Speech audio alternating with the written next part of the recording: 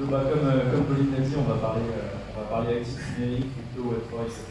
Moi, c'est un univers que j'ai eu la chance de découvrir en 2016, et à cette époque, absolument personne n'avait entendu parler de ça. Et c'était quelque chose qui était très compliqué. Il y avait quelques personnes qui commençaient à investir, mais dont je faisais partie, et quelques-uns de mes proches m'ont dit est-ce que Mathieu, tu pourrais potentiellement gérer de l'argent pour moi, me permettre d'investir directement dans cette classe d'actifs.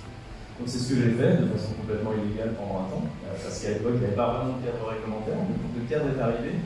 C'est devenu une évidence en fait, avec mon cofondateur Romeo, de créer une structure autour de ça et de permettre au maximum de gens d'investir dans les actifs numériques.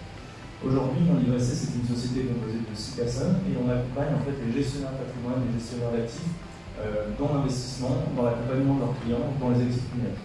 Ce que j'entends par gestionnaire d'actifs, ça va être des gestionnaires de patrimoine, des family office, des banquiers privés, des fintech. On travaille avec pas mal de structures différentes.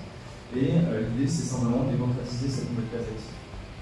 On a la chance d'avoir deux expertises aujourd'hui.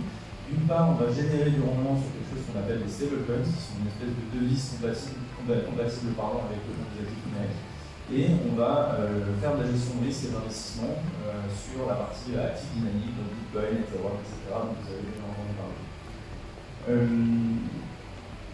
Je vais m'arrêter là, parce que j'espère que ça a été assez clair. En tout cas, si vous voulez discuter un petit peu de ça, si vous voulez découvrir cet univers avec moi, je serai ravi de vous en parler un petit peu après dans la journée. Donc n'hésitez pas à venir me voir, je serai ravi d'en discuter. Merci.